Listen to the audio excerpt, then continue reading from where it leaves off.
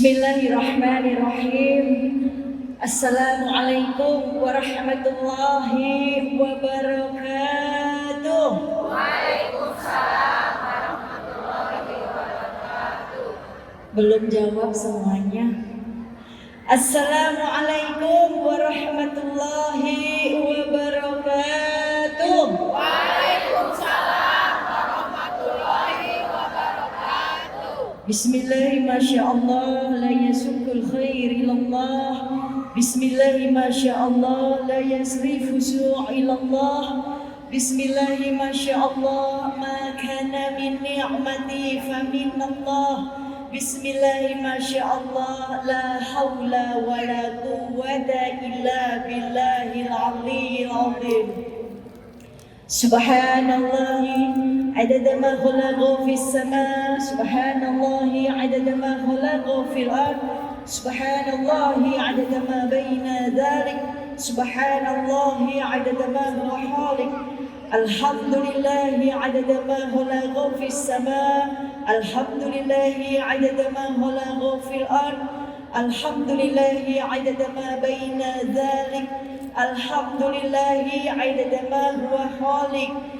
La ilaha illallah adada ma khalaqa fis sama, la ilaha illallah adada ma khalaqa fil ard, la ilaha illallah adada ma baina dhalik, la ilaha illallah adada ma huwa khaliq. Allahu akbar adada ma khalaqa fis sama, Allahu akbar adada ma khalaqa fil ard, Allahu akbar adada ma baina dhalik, Allahu akbar adada ma huwa khaliq.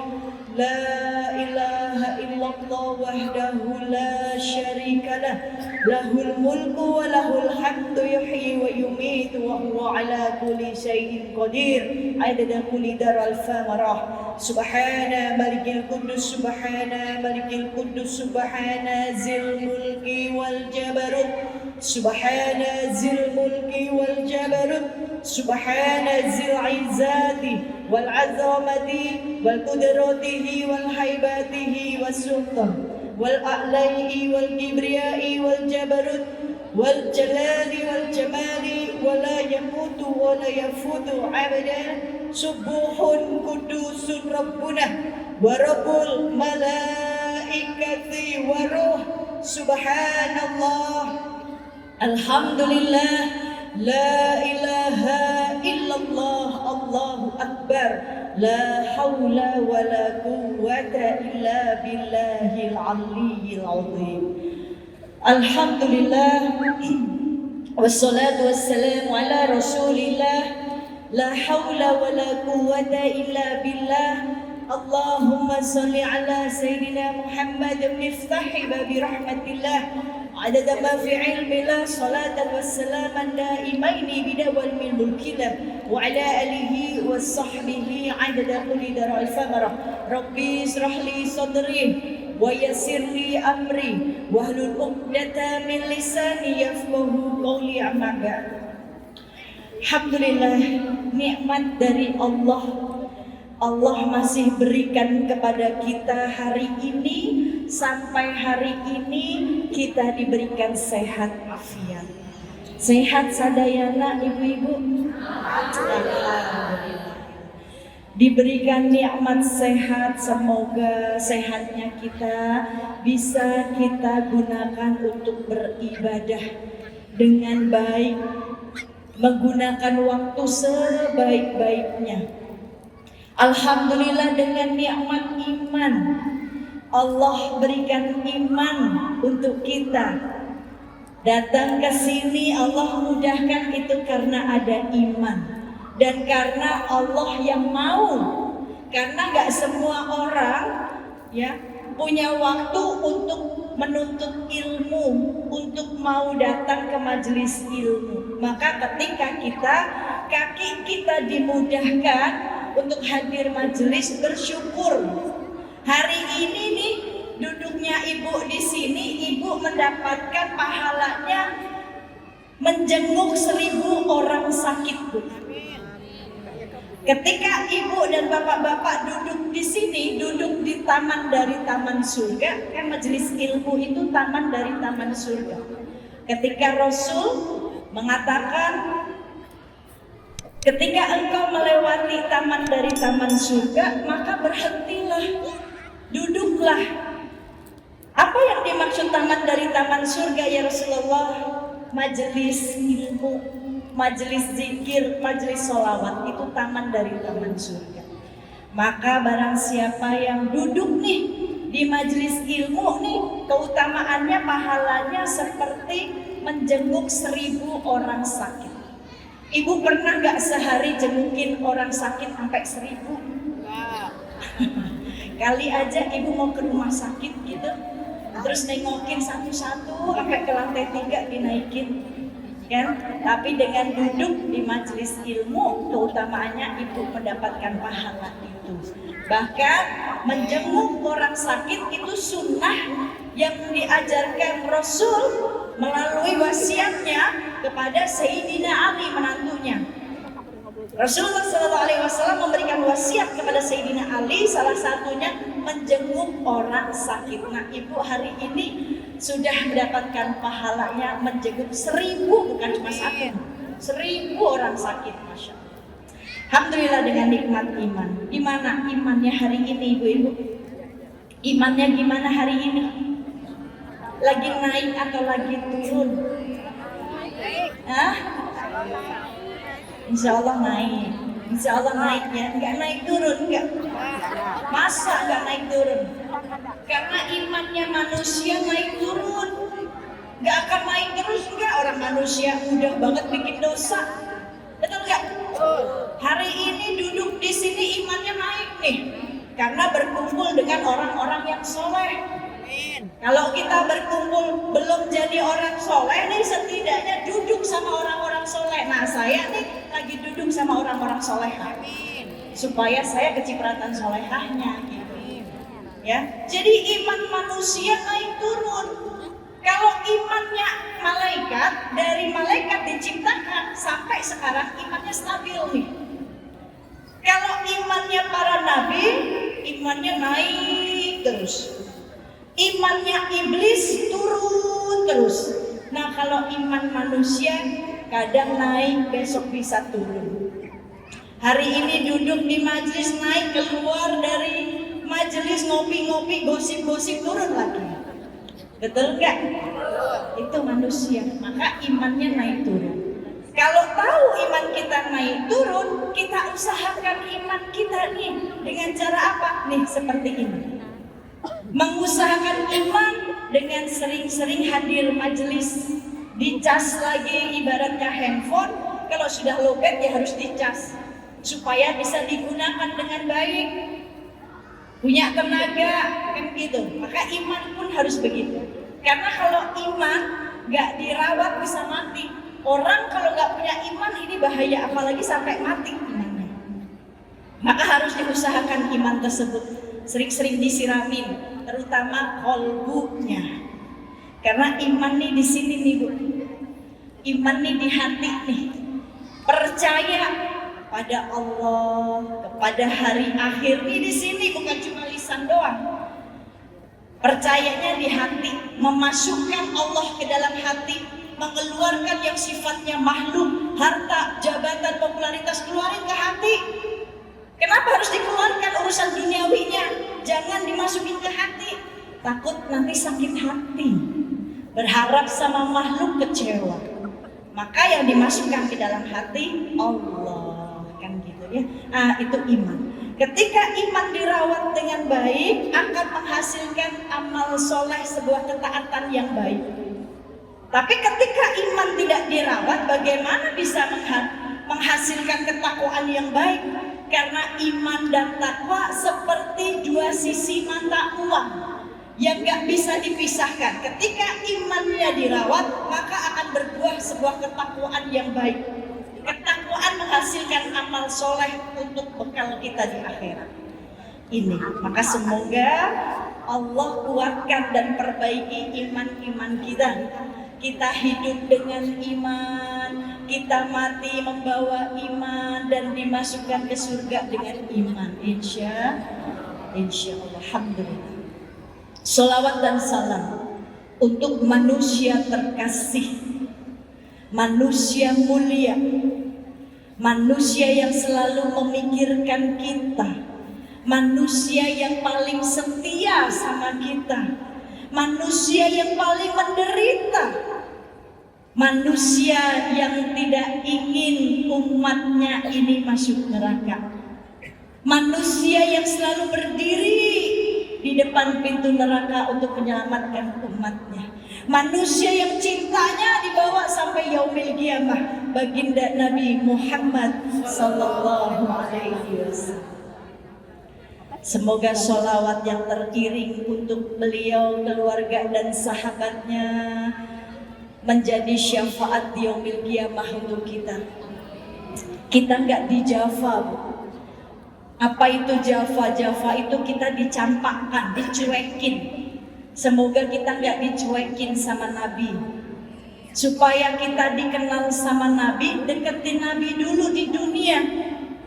Caranya gimana Umi kok harus deketin Nabi di dunia? Kan Nabi sudah nggak ada.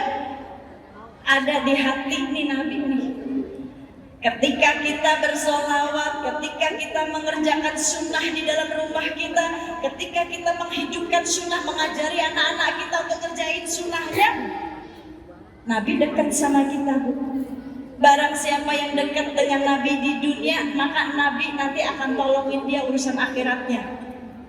Ketika mati, ketika sakaratul maut, Nabi hadir supaya kita mudah mengucap la ilaha illallah husnul khotimah. Karena kita dekat sama Nabi. Ketika malam pertama di alam kubur kita ditanya munkar nakir, kita nggak bisa jawab, Nabi hadir tolongin kita. Asbab apa? Asbab kita dekat dengan Nabi. Asbab kita sering bersolawat, asbab kitanya mengerjakan sunnahnya, asbab kitanya memanusiakan manusia. Cinta deh tuh Nabi sama kita. Ketika nanti di mizan, ketika timbangan amal keburukan kita ya, lebih banyak daripada amal baiknya, karena kita di dunianya dekat dengan Nabi, sering solawat, solawatnya itu menambah amal baik kita, ditolong oleh Nabi. Ketika melewati sirat, Nabi tolongin kita. Ini, maka sering-sering dekat dengan Nabi, khususnya ini para ummahat nih, para ibu yang dekat dengan anak-anak, yang 24 jam lebih sering berinteraksi dengan anak-anak. Ajarin anak-anak kenal dengan yang namanya sunnah, kerjain apa yang Nabi kerjain. Kita mau bantu dakwah Nabi gak harus ceramah begini, Bu. Kita bantu dakwah Nabi, kita senengin hatinya Nabi. Apa yang Nabi kerjain, kerjain sama kita, kerjain sama anak-anak kita. Gampang banget, mau ke kamar mandi aja, Bu. Kalau kita ingat sama Nabi dapat pahala, Nabi senang. Maksudnya gimana Umi ke kamar mandi kok ingat Nabi? Kok bisa dapat pahala? Gampang. Nabi kalau masuk kamar mandi pakai kaki kiri, ajarin ke anak-anak. Nah, Nabi masuk kamar mandi pakai kaki kiri. Sebelum masuk kamar mandi baca doa. Nabi seneng, Bu. Kita bantu dakwahnya Nabi menyebarkan di dalam rumah kita. Urusan ke kamar mandi aja dapat pahala nyenengin Nabi. Nanti di kamar mandi pakai adabnya. Gak boleh bawa handphone, gak boleh lama-lama di kamar mandi, apalagi sambil nyanyi-nyanyi. Gak boleh, Bu. Ada adabnya tuh. Ya, ada kitabnya. Urusan kamar mandi aja ada adab-adabnya. Gak boleh ngomong di kamar mandi. Gak boleh nyaut. Kan gitu. Apalagi kalau perempuan, kalau lagi buang hajat tuh. Ya. Mau buang air besar, air kecil, harus ditutup, gak boleh dibuka semuanya. Itu ada adab-adabnya. Islam itu mengatur sesuatunya dengan sangat indah sekali.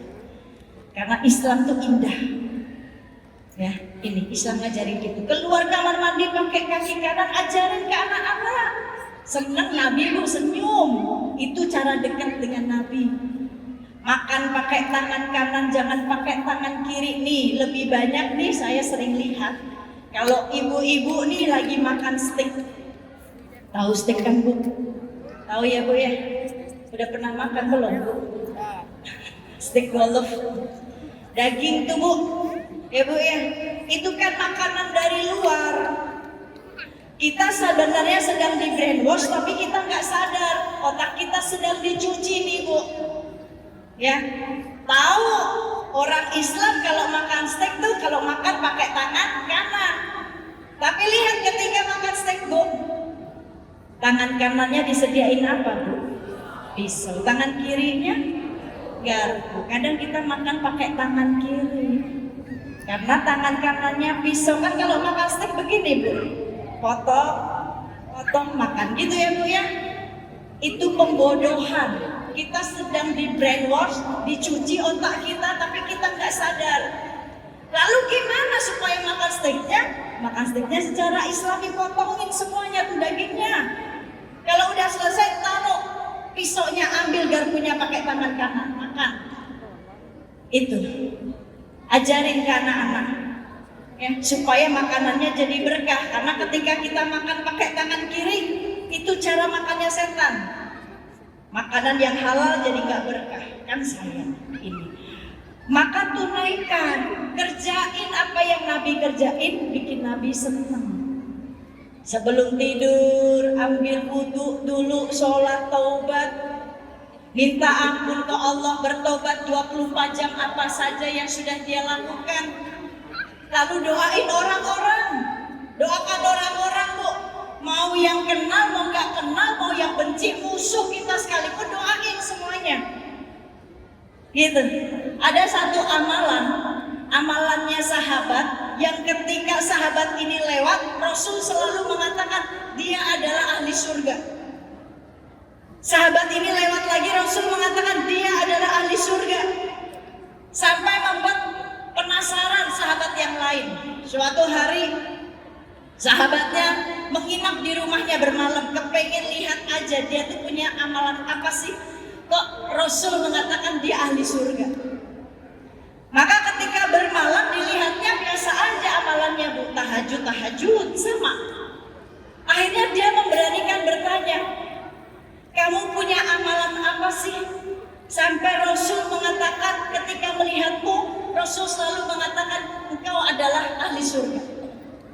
Maka dia bilang, setiap malam sebelum tidur aku memohon ampun kepada Allah dan aku mengatakan, ya Allah, jika hari ini ada orang yang menzolimiku, jika hari ini ada orang yang memfitnahku, jika hari ini ada orang yang menggibahiku, aku sudah maafkan mereka, berkahi hidup mereka. Cuma itu amalannya Bu.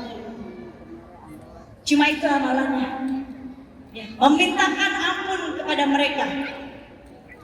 Tapi maafinya benar-benar dari hati, gak cuma di lisan doang. Ketemu orangnya ya udah seperti gak ada masalah. Itu yang membuat dia ahli surga.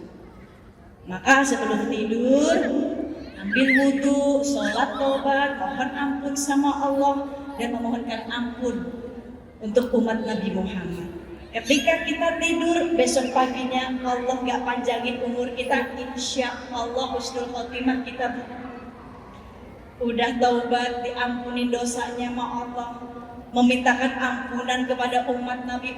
Masya Allah, ini amalan. Dan semoga kita kelak jadi umat yang dirindukan Nabi, karena Nabi rindu sama kita. Nabi rindu banget. Bahkan Nabi rela masuk ke dalam neraka untuk menyelamatkan umatnya. Ini yang saya bilang, orang yang paling setia terhadap kita adalah baginda Nabi Muhammad. Saya tanya kepada ibu-ibu, masih punya suami kan? Masih. Setianya suami sampai di batas mana? Oh, ada yang bisa jawab? Ada yang mau jawab? Setianya suami sampai di batas mana? Oh, sampai mati. Sampai ibu mati maksudnya. Terus suami nikah lagi. Atau bapak-bapak deh, setianya ibu-ibu sampai di batas mana? Kadang biasanya para istri nih Bu ya, istri itu diuji, kesetiaan seorang istri diuji ketika suaminya sudah tidak punya apa-apa. Ya, kesetiaan seorang istri diuji ketika suaminya sudah tidak punya apa-apa. Ini kesetiaannya diuji. Makanya kenapa banyak perempuan yang selingkuh? Ada sebab-sebabnya. Maka manusia setianya sampai mana sih Bu? Tapi lihat baginda Nabi Muhammad SAW, setianya beliau sampai tunggu di depan pintu neraka. Pintu neraka nih di sisi kiri dan di sisi kanan pintu surga. Yang berdiri di pintu surga bukan baginda Nabi, tapi Nabi Ibrahim. Hingga sahabat bertanya, ya Rasulullah, bukankah kedudukanmu lebih tinggi dari Nabi Ibrahim? Kenapa engkau berdiri di pintu neraka bukan di pintu surga? Apa jawab Nabi? Supaya aku bisa menyelamatkan umatku yang melewati pintu neraka. Tuh setianya beliau. Bahkan setianya beliau rela sholat taubat hingga kaki beliau bengkak Bu. Beliau gak makan 3 hari ketika malaikat Jibril mendatangi rumah beliau menyampaikan bahwa Allah menciptakan neraka ke-7 untuk umatku ya Muhammad. Rasul menangis. Rasul menangis ketika itu. Betulkah ya Jibril, Allah menciptakan neraka ke-7 untuk umatku Jibril? Iya ya Muhammad. Ketika itu Rasul pulang, berdiam diri di rumahnya, menghabiskan waktu untuk sholat taubat kepada Allah. Hingga istri beliau bertanya, ya, Aisyah radhiyallahu anha wa radhu'ah, ya Rasulullah, bukankah engkau manusia mulia, kekasih Allah? Untuk apa engkau bertaubat hingga kakimu bengkak? Engkau manusia maksum yang tidak punya dosa. Ya Aisyah istriku, aku lakukan ini jikalau malam ini ada umatku yang dicabut nyawa, dia belum sempat bertobat kepada Allah, aku jadikan tobat ini untuk menambal tobat umatku. Kita yang bikin dosa, kita yang maksiat, Rasul yang taubat. Kurang enak apa jadi umat Nabi Muhammad? Enak banget. Saking enaknya jadi umat Nabi Muhammad, Nabi Musa sampai kepengen jadi umatnya Nabi Muhammad. Jadi kepengen seperti kita. Karena jadi umat Muhammad banyak kemuliaannya. Ketika Nabi Musa bertanya kepada Allah, ya Allah, aku membaca di kitab Taurat, di situ dijelaskan ada sekelompok kaum yang lahirnya belakangan, umurnya pendek, tapi amalnya lebih banyak dari umurnya. Dan kaum ini ketika bikin dosa mudah sekali diampuni dosanya. Itu umatnya siapa? Allah menjawab, itu umat Muhammad. Lahirnya terakhir, betul. Kita lahirnya terakhir. Setelah ini gak ada umat-umat lainnya, gak ada. Terakhir di akhir zaman, kiamat selesai. Umurnya paling pendek, betul. Umur umat Nabi Muhammad berapa sih Bu? 80, 60, 70. Gak ada yang lebih 100 tahun. Kalaupun ada itu manusia pilihan. Tapi umat terdahulu 500 tahun hidupnya. Umurnya sampai 500 tahun. Ya. Maka itu umat Muhammad. Mudah bikin dosa, mudah diampuni dosa. Itu siapa ya Rob? Itu umat Muhammad. Bayangin Bu, Nabi Adam berbuat satu kesalahan di hadapan Allah, melanggar perintah Allah ketika Allah mengatakan jangan kau dekati buah tersebut, bahkan jangan kau makan. Tapi Nabi Adam alaihissalam terbujuk rayu Hawa, maka mendekati buah tersebut dan memakannya. Ketika iblis menggoda Adam tidak mempan, maka Allah mengusir Nabi Adam dari surga, dipisahkan dengan istrinya. Ribuan tahun bertemu di Jabal Rahmah. Lihat kita, berapa kali kita melanggar kesalahan, berapa kali kita bikin salah di hadapan Allah. Berapa kali kita bermaksiat? Berapa kali kita melanggar perintah Allah, gak diapa-apain Bu. Taubat diampuni sama Allah. Ini umat Muhammad. Umurnya pendek, lahirnya belakangan, tapi dia punya pahala lebih dari umurnya. Ya, itu umat Muhammad. Aku berikan kepada mereka 1 bulan di antara 12 bulan, dan di 1 bulan itu ada 1 malam spesial. Malam lebih baik dari 1000 bulan. Barang siapa yang didapati malam tersebut dia beribadah total sungguh-sungguh kepadaku, aku berikan pahalanya 80 tahun lamanya. Malam apa itu Bu? Lailatul Qadar. Sebentar lagi, semoga Allah panjangkan umur kita bisa sampai ke Ramadan ya Bu. Ini. Maka Nabi Musa mengatakan, ya Allah, kalau begitu bolehkah aku menjadi umat Muhammad? Tidak bisa, kata Allah. Tuh, maka kita bersyukur Bu, bisa menjadi bagian umat Nabi Muhammad. Bersyukur. Tugas kita senengin Nabi Bu, senengin hatinya Nabi. Jangan kecewain Nabi. Dengan apa? Tidak memanusiakan manusia. Itu membuat Nabi kecewa. Kalau ada manusia yang tidak memanusiakan manusia, yang senang menghujat saudara muslimnya, yang senang mencacing saudara muslimnya, membuat Nabi sedih. Jangan sampai nanti tidak diakui menjadi umatnya. Jangan sampai Nabi jafa, Nabi campakkan, nauzubillah min dzalik. Maka senengin hatinya Nabi dengan nyenengin hatinya umat Nabi Muhammad. Kan gitu ya. Kalau pengen dapat cintanya Allah, cintai kekasihnya. Cintai kekasihnya Bu. Siapa kekasih Allah? Baginda Nabi Muhammad SAW. Bahkan di dalam Quran Allah katakan, "Qul in kuntum tuhibbunallah fattabi'uni yuhibbukumullah wa yaghfir lakum dzunubakum." Katakan ya Muhammad kepada mereka, jikalau mereka mencintaiku, suruh mereka mengikutimu, maka aku akan ampuni dosa mereka, aku akan cintai mereka. Jelas ayatnya. Kita disuruh mengikuti baginda Nabi Muhammad. 1, mengikuti sunnahnya kerjain. 2, mengikuti akhlaknya beliau yang selalu menebarkan cinta kasih, yang selalu memanusiakan manusia. Kalau kita manusia paling menderita, malu, Rasul lebih menderita dari kita.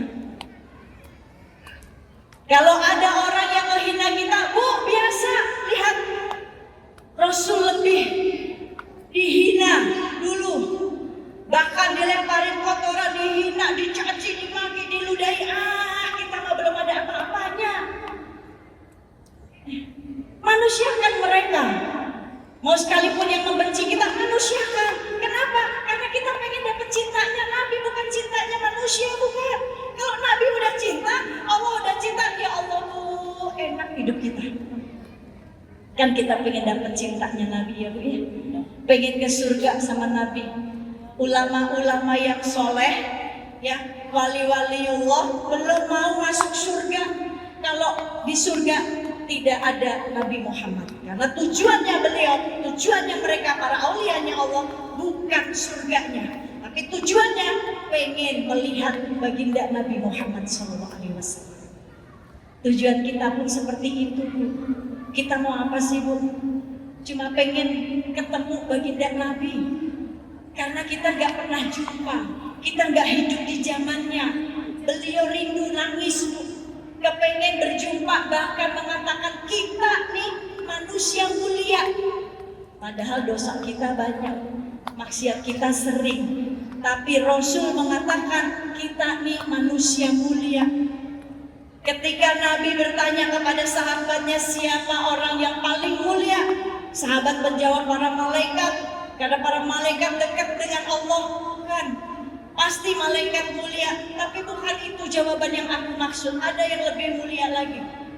Para nabi, karena para nabi dekat dengan para malaikat dan mendapatkan petunjuk dari Allah melalui para malaikat. Iya, para nabi mulia. Tapi bukan itu jawaban yang aku maksud. Kami sahabatmu ya Rasul, karena setiap hari kami dekat denganmu. Ya, engkau mulia. mulia karena engkau membantu perjuanganku, engkau dekat denganku setiap hari. Tapi bukan itu jawaban yang aku mau. Lalu siapa ya Rasulullah orang yang mulia, yang kau anggap mulia? Rasul menangis. Rasul menangis, menunduk wajahnya, air mata terus mengalir. Dan Rasul mengatakan, orang yang mulia adalah mereka, orang yang datang ketika aku sudah tidak ada. Mereka yang tidak pernah melihat wajahku, mereka yang tidak hidup bersamaku, tapi ada rindu di hatinya, ada salawat di lisannya. Dia adalah umatku, aku rindu dan aku ingin berjumpa dengan mereka di surga. Allahumma sholli ala sayyidina Muhammad. Kita yang dirindu. Maka senangin hati Nabi. Senangin hati Nabi. Supaya Nabi senang dan bangga punya umat kayak kita. Insya Allah. Semoga kita mendapatkan cintanya Allah dan cintanya Nabi. Ibu-ibu jamaah semua yang dirahmati oleh Allah yang saya muliakan. Duduk di majelis ilmu itu enak banget, Bu. Enak gak kira-kira, Bu? Enak gak kira-kira, Bu? Kalau gak enak, Ibu gak mungkin datang ke sini. Datang ke sini jangan karena saya, mohon maaf lahir batin, ini yang ngomong ini masih banyak dosanya. Banyak banget. Masih maksiat, miskin amalnya, miskin pahala. Tapi duduknya di sini kita semua sama saya, Ibu, sama semuanya kepengen dapat ridhonya Allah. Kepengen Allah hidayahi kita dengan hidayah yang panjang. Kepengen Allah gak cabut hidayah kita. Kepengen Allah ridho sama kita. Kita mati husnul khotimah dalam iman Islam itu. Ya. Karena kita semua sampai hari ini masih punya dosa, betul Bu? Ada di sini yang gak punya dosa ada. Boleh maju ke depan, saya kasih hadiah, saya bawa parfum loh. Dosa semua ya Bu ya. Maka duduknya kita di sini pengen banget Allah ridho sama kita. Kalau Allah sudah ridho sama kita, jalan kita mudah Bu. Husnul khotimah karena Allah ridho sama kita. Urusan dunianya dimudahkan karena Allah ridho sama kita. Hati dilapangkan karena Allah ridho sama kita. Maka cari ridhonya Allah. Duduk di majelis ilmu tuh dapat 4 kemuliaan dari Allah. Dapat 4 kemuliaan. Nih, dengerin nih. Nanti saya jadiin kuis biar dapat parfum. Duduk di sini dapat 4 kemuliaan. Bu, kenapa sih kalau majelis kita nuntut ilmu harus dicatat? Karena catatan ini bisa jadi syafaatnya kita. Jangan cuma dengar kuping kiri masuk kuping kanan, hilang lupa. Bahkan ini jadi ilmu wasiat untuk anak-anak kita. Ketika kita nggak ada, anak kita baca semuanya tuh. Nah itu, makanya saya seneng banget kalau lagi ngaji sama guru-guru saya catetin semuanya. Karena itu warisan Bu. Bahkan Nabi meninggalkan warisannya bukan dengan dirham, bukan, tapi dengan ilmu yang diturunkan oleh ulama. Melalui ulama, makanya ulama warasatul anbiya, ulama pewaris para nabi. Maka jangan hati-hati dengan ulama. Ya, ini. Apa sih 4 kemuliaan yang didapat ketika kita duduk seperti ini? Barang siapa, dalam hadis dikatakan, barang siapa yang duduk dalam perkumpulan yang banyak, lebih dari 10 orang, oh ini udah lebih banget. Dan di dalamnya dia berzikir kepada Allah. Tadi udah zikir belum? Di dalamnya bersolawat kepada Nabi, di dalamnya mengkaji ilmu Allah, maka Allah akan berikan yang pertama, nazilah alaihi sakinah, ketenangan hati Allah berikan. Bu, tenang gak hatinya sekarang? Tenang. Karena janji Allah, walaupun mungkin di rumah sumpah banget Bu, masalah banyak kan gitu ya Bu ya. Duduk di majelis ilmu dibikin tenang sama Allah, taman surga nih Bu. Hatinya tenang, masalah lupa. Jangan kayak pegadaian Bu. Jangan kalah sama pegadaian. Pegadaian menyelesaikan masalah tanpa masalah. Ibu-ibu gak kelar-kelar masalahnya. Ya Bu ya. Duduk dapat solusi. Zikir hati ditenangkan. Bahagia lapang hatinya. Alladzina amanu wa tatma'innul qulubuhum bi dzikrillah. Ala bi dzikrillah tatma'innul qulub. Ketika orang duduk sambil berzikir, Allah bikin tenang di hati. Orang yang hatinya tenang, yang bahagia karena mengingat Allah, dan hanya dengan mengingat Allah hati jadi tenang. Subhanallah walhamdulillah wala ilaha illallah Allahu akbar wala haula wala quwwata illa billahil aliyyil azim. Enak, tenang kan gitu ya. Yang pertama dikasih ketenangan hati. Yang kedua, Bu. Yang kedua, Allah turunkan rahmatnya. Nih banyak rahmat Allah nih, Bu, bercucuran. Ya, banyak rahmat Allah bercucuran, Bu. Ini buat program rumah yatim saya. Doain, saya sedang membangun rumah yatim, Bu. Atas amanahnya beliau almarhum, pengen punya rumah yatim. Karena saya punya anak yatim banyak, Bu, yang saya sekolahin, yang mereka nggak punya rumah. Jadi dikontrakin mas saya. Karena belum terbangun rumah yatimnya, maka doain kalau udah terbangun mereka pindah semua di sini.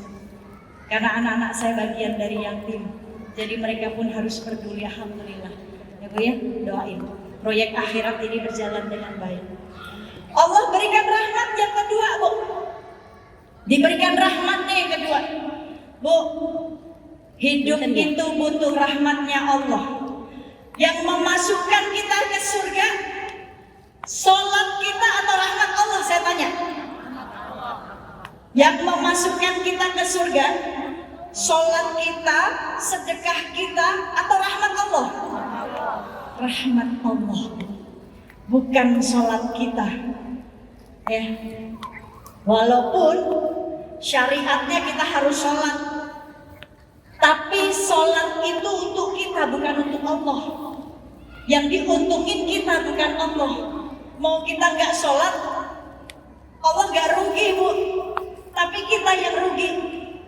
Ya, kita sedekahnya pun bukan untuk Allah, Allah Maha Kaya, tapi sedekahnya untuk nyelamatin akhirat kita. Jadi semua ibadah-ibadah kita di dunia, sholat, zikir, puasa, sedekah, itu keuntungannya buat kita, bukan buat Allah. Allah nggak ada yang diuntungin. Allah nggak diuntungin. Karena Nabi Musa pernah bertanya, Bu. Nabi Musa pernah bertanya kepada Allah, ya Allah, di antara amal-amalku ini yang aku lakukan, mana amalan yang paling kau cintai dari amalku? Sholatku kah? Zikirku kah? Sedekahku kah? Puasaku kah? Tanya Nabi Musa. Maka Allah menjawab, semua yang kau lakukan untukmu, bukan untukku. Ketika engkau sholat, sholatku untukmu, supaya engkau terhindar dari perbuatan keji dan mungkar. Itu sholat kita, Bu. Inna sholata tanha 'anil fahsya'i wal munkar.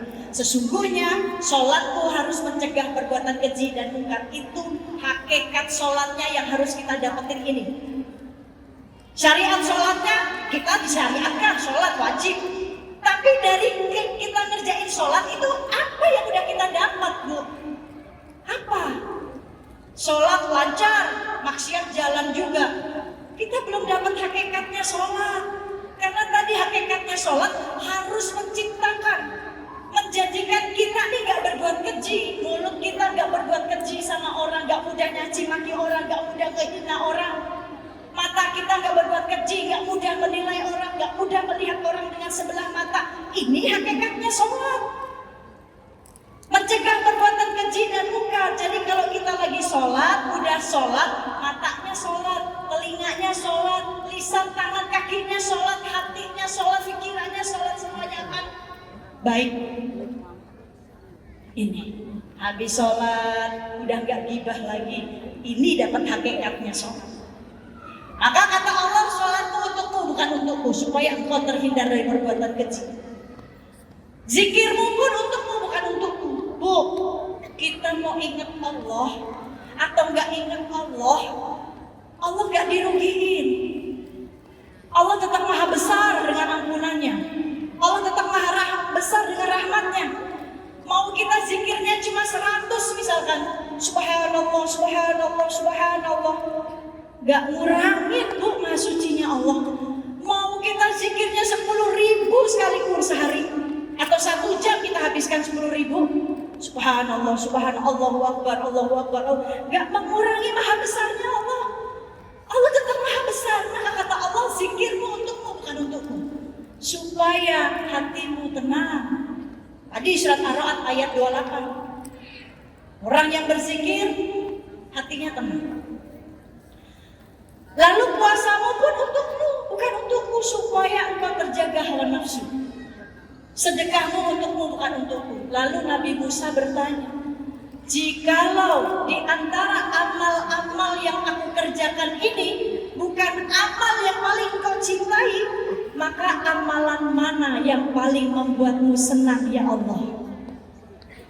Allah menjawab, amal yang paling aku cintai dan membuatku senang, engkau memasukkan rasa bahagia di hatinya manusia. Itu yang bikin Allah senang.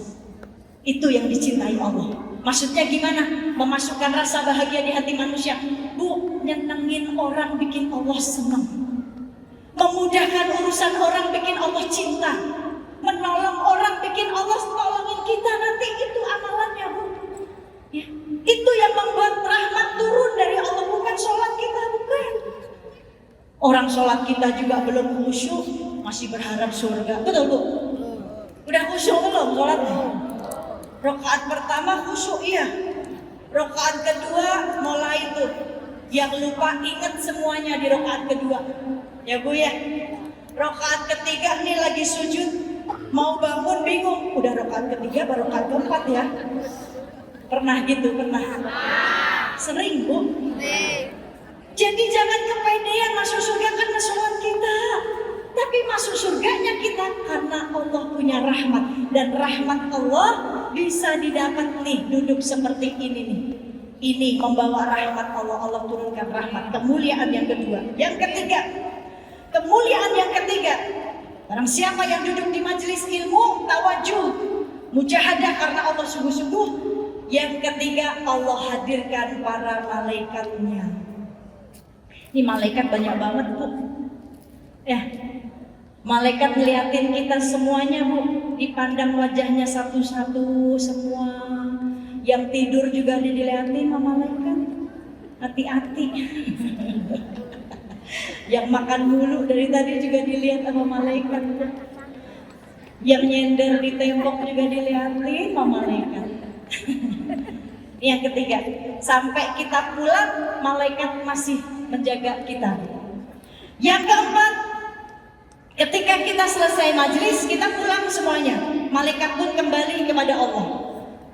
Lalu Allah bertanya kepada para malaikat, kepada malaikat yang tadi ditugasin untuk hadir di sini, Allah bertanya, walaupun Allah Maha Tahu. Allah Maha Tahu nggak, Bu? Gak perlu jawaban dari malaikat saja, Allah tahu. Cuma di sini Allah ingin membanggakan kita di hadapan malaikat.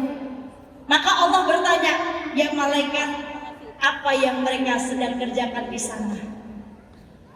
Nah, tadi tuh dilihatin nanti, oh mereka dari pagi berzikir kepadamu ya Allah. Mereka bersolawat kepada Muhammad dan mereka mengkaji ilmu-Mu ya Allah.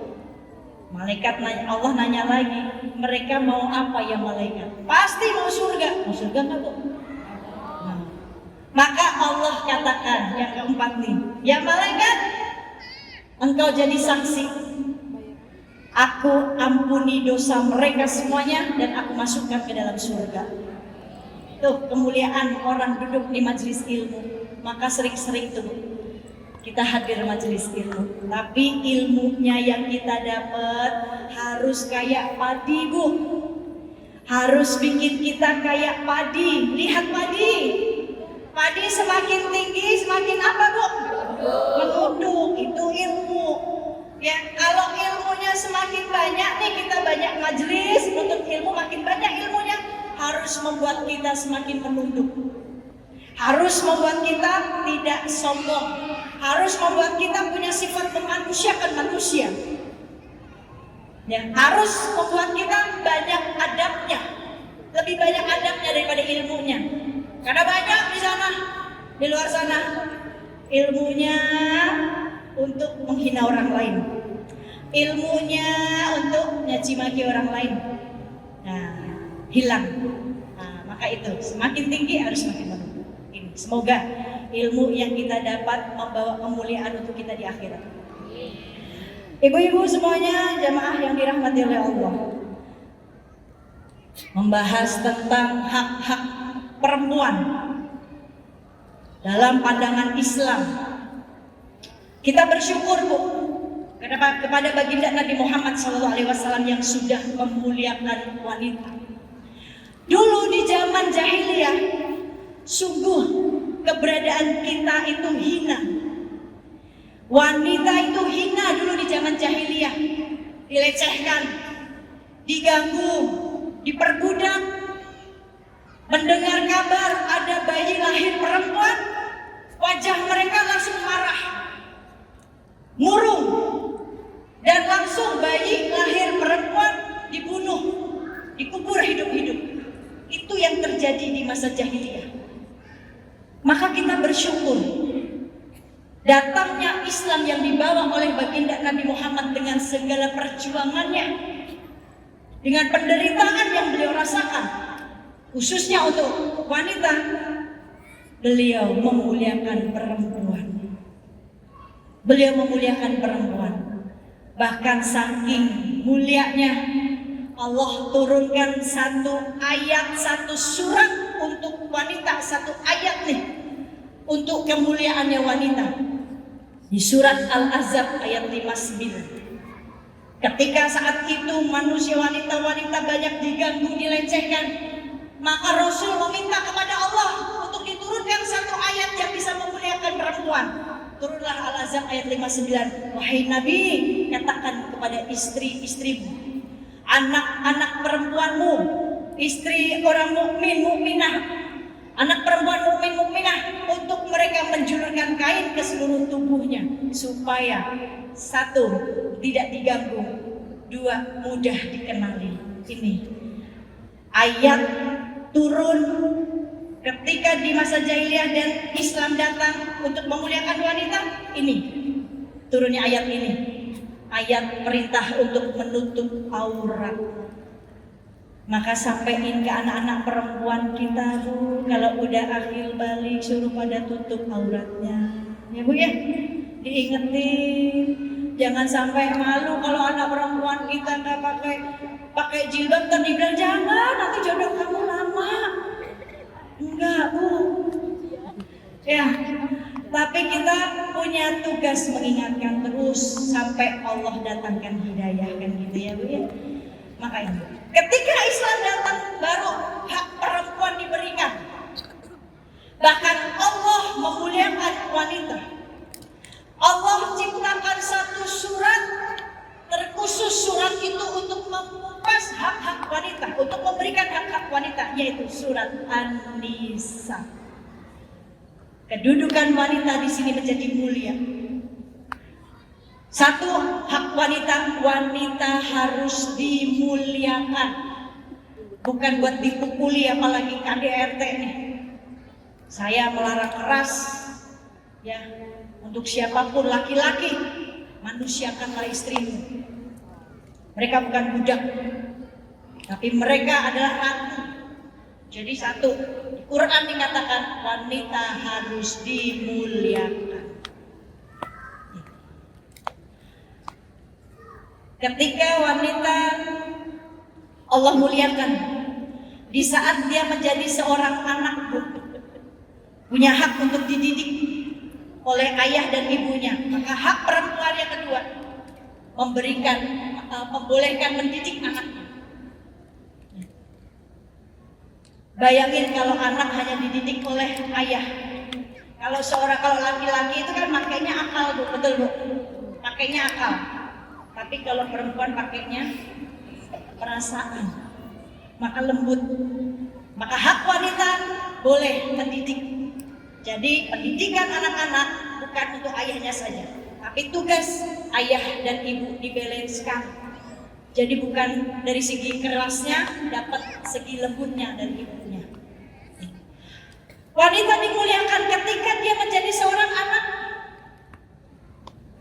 Punya hak untuk dididik, disayangi, dicintai, dirawat. Bahkan di dalam hadis dikatakan, Rasul mengatakan, jikalau kita nih, engkau punya 3 anak perempuan dan engkau berikan haknya, engkau sayangi dia, engkau didik dia, engkau perlakukan dengan baik, engkau cintai, engkau rawat, maka Allah memberikanmu surga. 3 anak perempuan jika diperlakukan dengan baik, dirawat, dididik, disayangi, dikasih ilmu, ya, ini dicukupin kebutuhannya, diperlakukan dengan baik, dijaga dengan baik, maka Allah berikan surga. Itu. Bagaimana kalau 2 perempuan? Ya Allah, ya Rasul, tanya sahabat. Begitupun kalau 2 perempuan punya anak 2 perempuan, maka Allah akan berikan surga. Jika dia rawat dengan baik, dia jaga dengan baik auratnya. Bu, bahkan nanti nih seorang ayah, mana seorang ayah? Seorang ayah nanti akan diberikan mahkota, sebuah penghormatan dari Allah ketika seorang ayah menikahkan putrinya masih dalam keadaan perawan. Ini penghargaan buat seorang ayah, Allah akan berikan sebuah mahkota. Nah, maka jaga baik-baik deh anak perempuan kita ya Bu ya. Lalu wanita mulia ketika posisinya sebagai seorang anak. Ketika posisi menjadi seorang ibu, ibu pun harus dimuliakan dan ibu adalah mulia. Ketika sahabat bertanya, ya Rasulullah, siapa yang harus aku hormati ya Allah? Ya Rasul, ummuka, ibumu. Siapa lagi ya Rasulullah? Ummuka, ibumu. Lalu siapa lagi ya Rasulullah? Ummuka, ibumu. Lalu abuka, ayahmu. Di sini seorang ibu derajatnya ya mulia. Maka buat anak, ketika engkau masih punya ibu, tuh surga tuh. Ya, jangan banyak ngelawan. Kalau dinasehati dengerin, jangan ngerasin suaranya. Ya, jangan bilang kan gitu. Ada sebuah cerita nyata. Ada seorang ulama yang soleh, namanya Syekh Abdul Aziz. Syekh Abdul Aziz ini ulama yang soleh, tapi namanya sudah tercatat di Lauhul Mahfuz, dia menjadi ahli neraka. Ketika Syekh tersebut beribadah sholat, malaikat datang. Malaikat mengatakan, wahai Syekh, ngapain? Bahasanya nih Bu, ngapain kau sholat segitunya, orang namamu sudah tercantum di neraka? Maka Syekh tersebut mengatakan, aku sholat karena Allah, bukan karena untuk aku takut ke neraka atau berharap surga. Urusan surga dan neraka itu haknya Allah, tapi aku sholat karena Allah.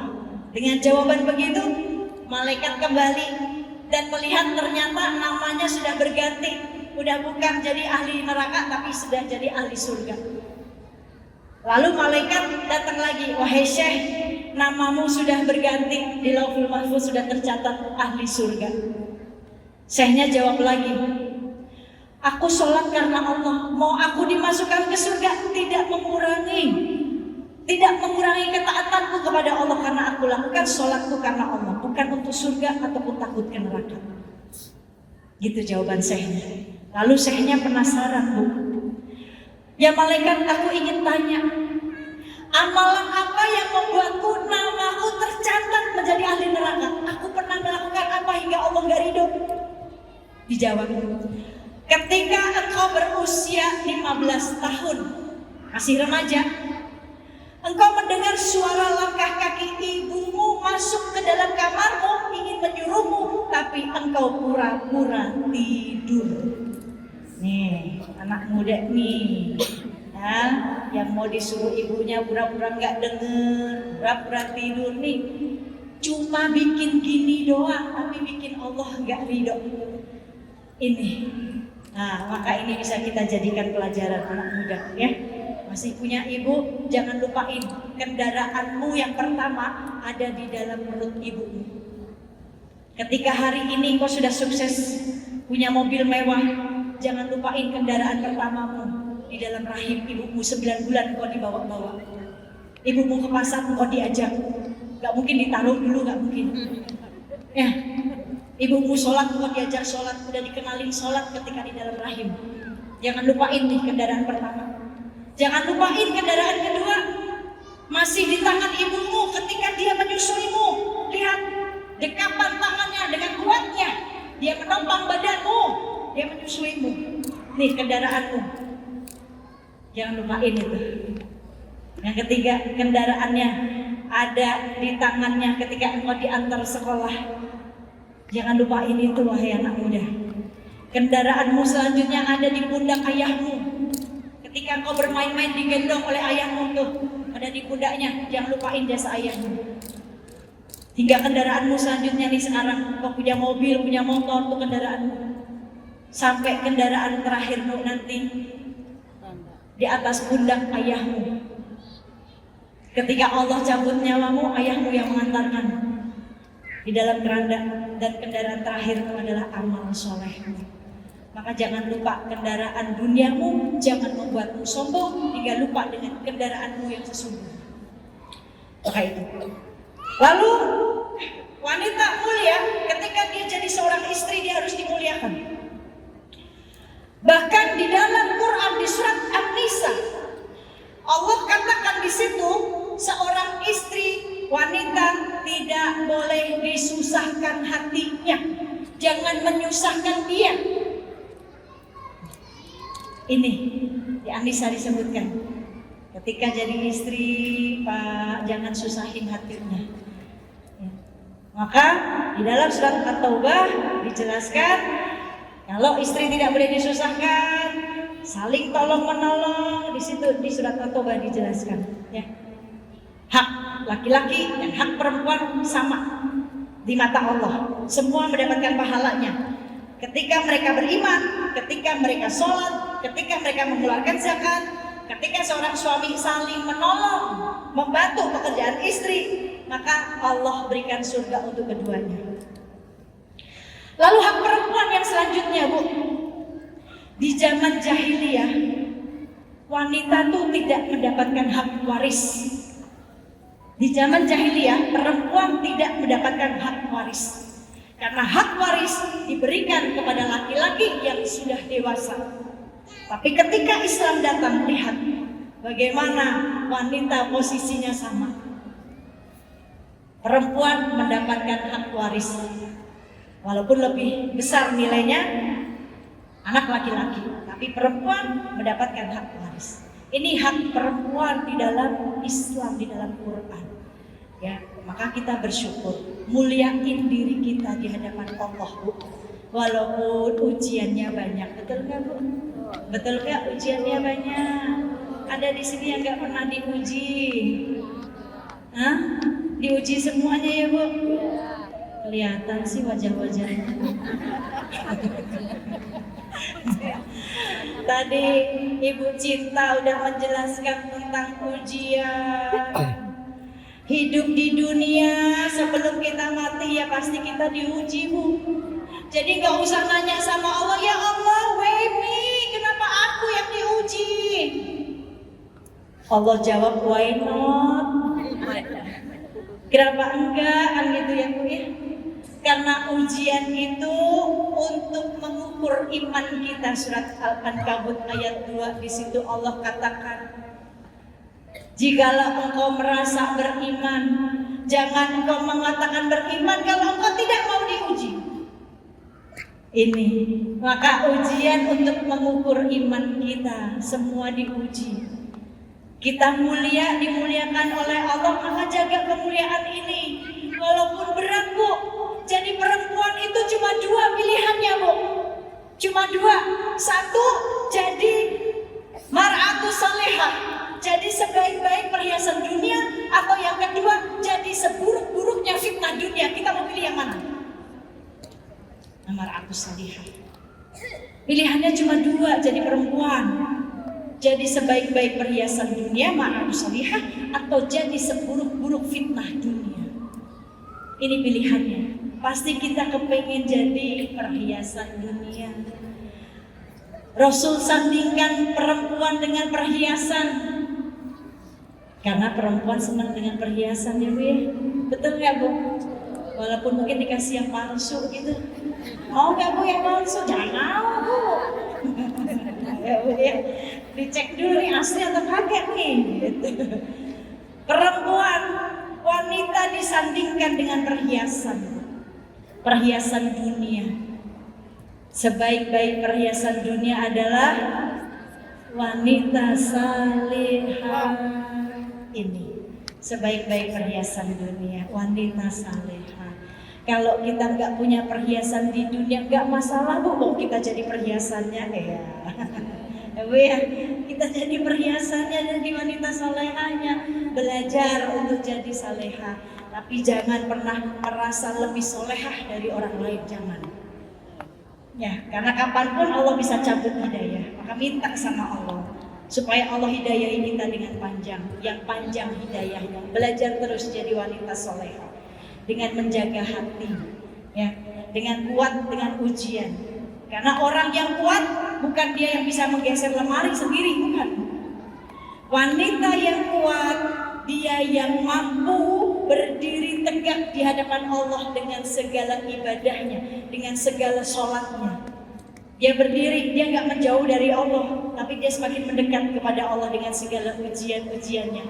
Karena ujian adalah bentuk cintanya Allah dengan cara yang beda, bentuk ridhonya Allah.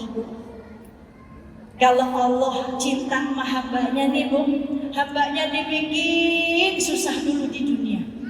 Supaya apa? Supaya hambanya nih punya hati yang kuat, jadi orang yang kuat. Itu. Jadi Allah tidak pernah salah menitipkan beban di pundak kita bu. Kalau kita nyerah, ingat kalimat la yukallifullahu nafsan illa wus'aha. Allah tidak akan memberikan ujian di luar batas kemampuan hambanya. Tuh. Karena Allah tahu kita mampu, semua orang diuji. Tapi bukan yang paling berat ujiannya, bukan ujian kita, ujian istri-istri Nabi, ujian para Nabi berat. Tapi mereka beliau mau menunggu pertolongan Allah. Lalu kenapa kita nggak mau sabar menunggu pertolongan Allah? Kadang kita putus asa duluan, gantung diri, bunuh diri, karena putus asa. Lihat, mereka para nabi bu, ujiannya dahsyat, tapi beliau mau menunggu pertolongan Allah. Lihat, Nabi Ibrahim menunggu pertolongan Allah bu, di dalam api ketika dibakar oleh Raja Namrud, menunggu pertolongan Allahnya di dalam api kemudian menjadi dingin. Kenapa kita nggak mau nunggu pertolongan Allah? Kita nunggu pertolongan Allah di dalam rumah bu, sambil nonton TV, sambil makan, kan gitu ya bu ya. Tapi masih banyak yang putus asa akan rahmat Allah, bunuh diri, gak yakin Allah ini mau menolong kita. Nabi Yusuf menunggu pertolongan Allah di dalam sumur ketika dibuang sama saudaranya.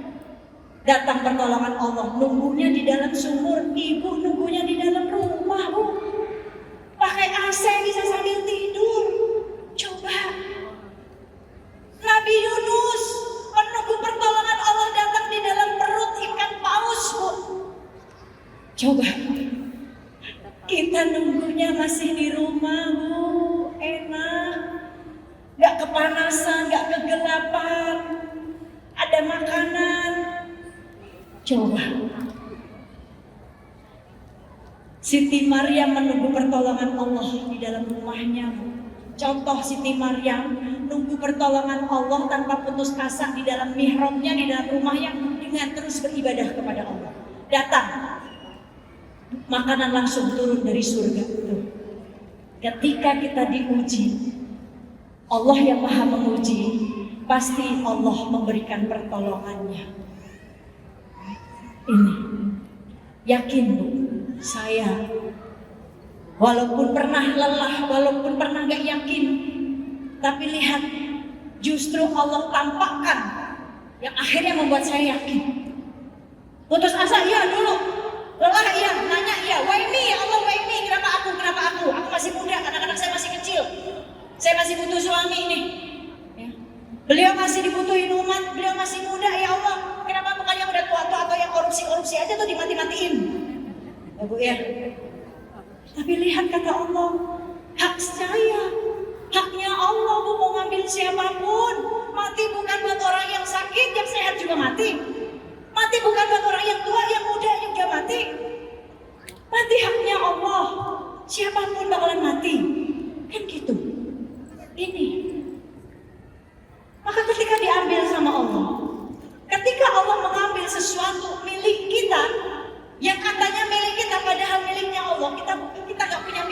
sekalipun yang kita miliki cuma dosa.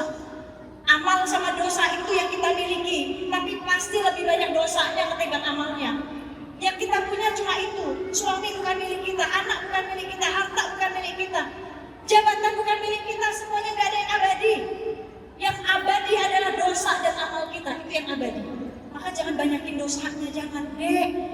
2025 nih Bu, udah stop gibahnya, stop caci makinya, stop memandang orang sebelah mata. Stop, kita punya dua mata, kenapa kita harus pandang orang sebelah mata? Jangan. Kita punya dua telinga, jangan dengerin orang cuma sepihak doang. Belajar bijaksana juga bijak sini Bu. Ini.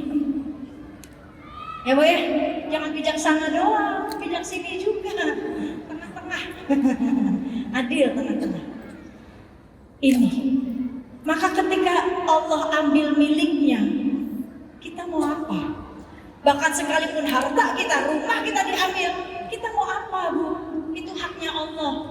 Walaupun saya nanya, ya Allah, kenapa diambil semuanya? Oh mungkin kamunya lalai, bikin Allah cemburu. Allah kalau udah cemburu Bu, hati-hati. Nih, kalimat menduakan Allah musyrik itu bukan cuma sebatas kita datang ke dukun, bukan. Syirik. Tapi ketika menduakan Allah dengan cara yang lain, merasa punya suami, mau suami milik dia, takut kehilangan suami, mencintai suami lebih daripada mencintai Allah, Allah cemburu. Lihat surat At-Taubah ayat 24, di mana di situ rasa cemburunya Allah. At-Taubah ayat 24. Allah Maha Pencemburu. Allah katakan, jikalau istri-istrimu, jikalau anak-anakmu, jikalau bapakmu, jikalau tempat tinggalmu yang membuatmu nyaman di dalamnya, jikalau harta perniagaanmu yang kau takut kerugian di dalamnya lebih kalian cintai daripada aku dan Rasul, tunggu peringatan dariku. Allah itu Maha Pencemburu. Di surat ini, di ayat ini bikin tamparan buat saya. Oh mungkin saya menduakan, mencintai suami saya berlebihan, mencintai harta saya berlebihan. Lihat, satu persatu Allah punya hak untuk mengambil. Suami saya, ayah saya, betul tadi ayat tadi. Jikalau bapakmu, suami, anak-anakmu, istrimu, hartamu, tempat tinggalmu, Bu, diambil semua sama Allah. Sampai serumah-rumahnya. Coba. 2013 suami saya meninggal. 2014 ayah saya meninggal. 2015 rumah saya kebakar. Habis semuanya, gak disisain. Tapi di situ Allah masih sayang. Kalau bukan karena Allah, kalau bukan Allah yang nyelamatin, saya udah mati sama anak-anak saya. Teriak-teriak ketika terjebak di dalam api, tolong, tolong, rumah saya terbakar. Ada yang dengar suara saya. Siapa saat itu yang paling dengar suara saya? Kalau bukan Allah. Saya minta tolong orang, gak ada orang yang nolongin ketika itu. Semua terlelap tidur. Siapa yang nolongin saya kalau bukan Allah? Kalau bukan Allah, saya udah mati. Kalau bukan pertolongan Allah, saya sudah mati di situ anak-anak saya. Gak bisa keluar, panas sudah kayak di neraka, sesak nafas. Ya Allah, mati di saya, ya Allah, Engkau di mana, ya Allah? Hanya itu. Tapi lihat, dengan caranya Allah bisa ngeluarin anak-anak, lalu loncat dari lantai 2. Itu caranya Allah. Mati gua hari itu? Enggak. Buat Allah bisa aja dimatiin, tapi karena belum saatnya mati, kan gitu. Berarti Allah masih kasih kesempatan. Kita sampai hari ini masih dikasih kesempatan sama Allah. Maka apa yang harus kita lakukan? Wasyari'u ila magfiratin min rabbikum wa jannah. Bersegeralah mencari ampunan dari Tuhanmu dan surga. Cuma itu yang kita butuhin. Ampunan dan surga. Udah itu doang. Maka kalau kita mau masuk surga, sering-sering meminta ampun kepada Allah. Perbaiki diri kita nih. Ini kendaraan kita harus dibawa dengan sebaik-baiknya. Mata kita kendaraan deh, jangan lihat orang sebelah mata. Jangan suuzon sama orang. Telinga kita kendaraan deh, jangan dengerin aib orang, udah, gak manfaat. Lisan kita kendaraan kita, udah, pakai jalur takwa, jangan jalur maksiat, jangan gibahin orang, jangan ngomongin orang, udah, jangan buka aib orang, kita juga punya aib. Ini. Ini yang kita butuhin, ampunan dari Allah dan surga diberikan buat kita. Tapi Allah ketika pengen membawa kita ke surga, Allah pelihara, Allah aduk hati kita. Allah bikin kita capek, Allah bikin kita lelah. Hingga tujuannya kamu masih berharap kepadaku atau berharap kepada manusia. Semakin kita berharap sama manusia, kita akan semakin kecewa. Tapi semakin kita berharap sama Allah, semakin kita mendekat Allah, Allah semakin mendekat kita. Kita semakin ingat Allah, Allah semakin ingat kita. Insya Allah pertolongan Allah itu pasti datang. Kalau bukan karena Allah, saya nggak duduk di sini, Bu, udah nggak duduk di sini. Allah mampu membuat kita yang ada jadi nggak ada. Tuh, saya dibikin nol, manusia memang nol. Jangan manusia merasa dirinya satu, jangan. Satunya itu Allah, la ilaha illallah. Manusia nol, manusia nggak akan pernah jadi satu, nggak ada. Kalau ada merasa manusia yang paling hebat, dia nomor satu, wallahi dia dalam keadaan hina, karena satunya adalah Allah. Manusia nol, la haula wala quwata illa billah.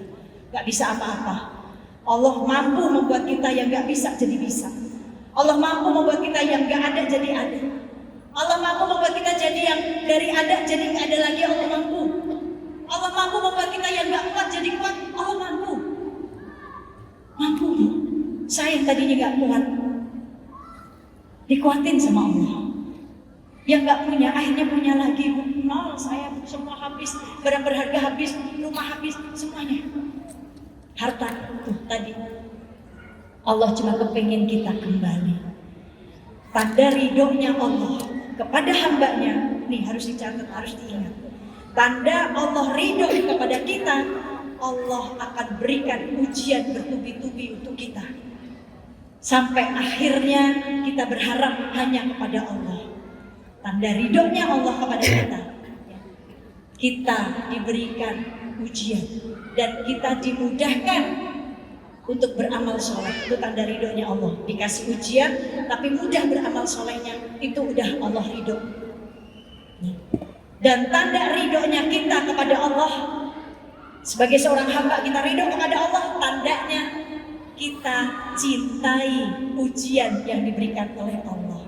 Maka ujian jangan membuat kita menyerah, tapi berserah kepada Allah. Tunggu pertolongan Allah, pasti datang selamatin kita, insya Allah. Ini saja yang bisa saya sampaikan kurang lebihnya.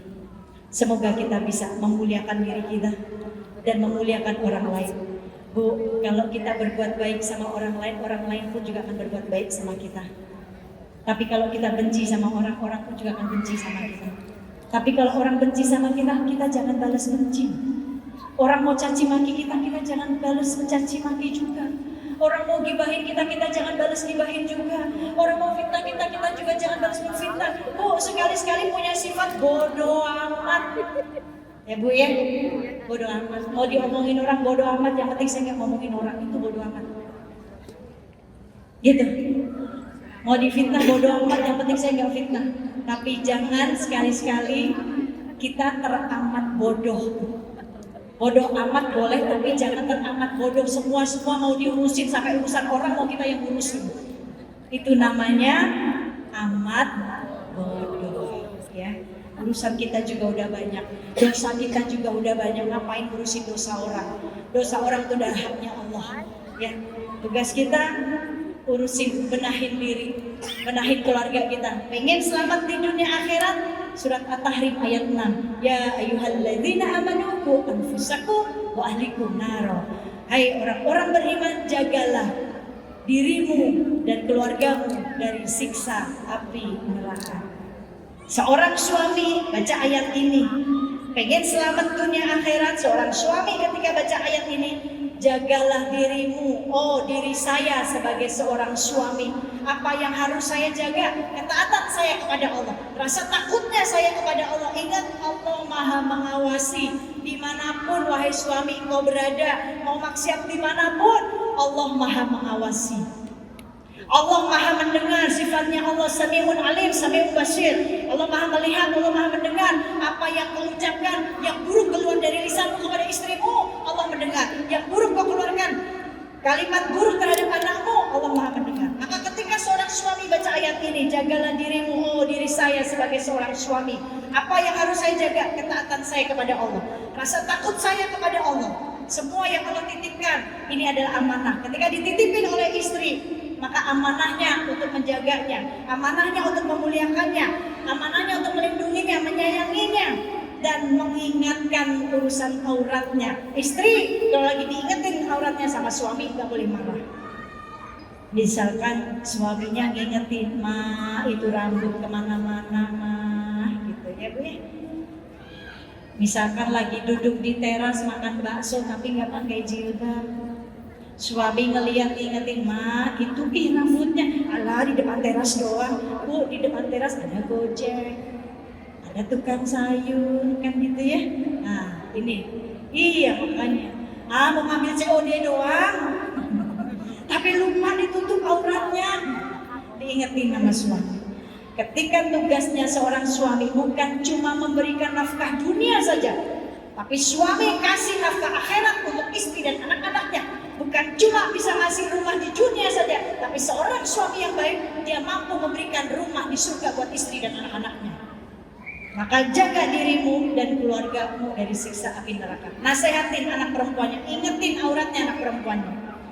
Lalu seorang istri ketika baca ini, jagalah dirimu dan keluargamu dari siksa api neraka. Oh, diri saya sebagai seorang istri, apa tugas saya? Sami'na wa ata'na. Sama, taatnya sama Allah kencengin.